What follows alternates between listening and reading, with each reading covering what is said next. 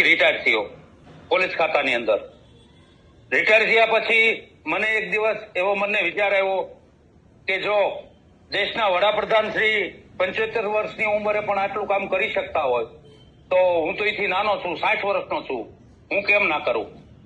જેથી કરી અને હું વિડીયો જોતો હતો. એમાં મેં એક દિવસ સાગર સરનો વિડીયો જોયો.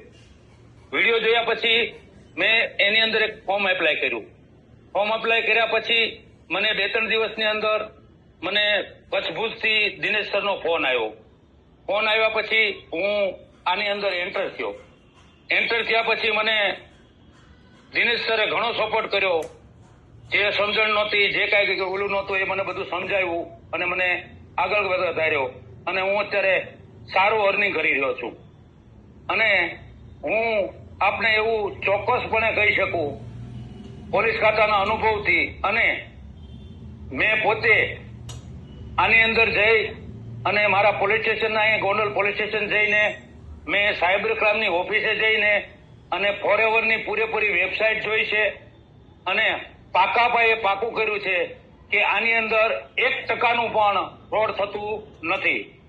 આ વસ્તુ હું તમને આ બાહેંધરી સાથે કહી શકું છું. તો આપ બધા આની અંદર જોડાઓ. આપની સાથે ફ્રોડ 1% પણ નહીં થાય, બરોબર? અને ફ્રોડ નહીં થાય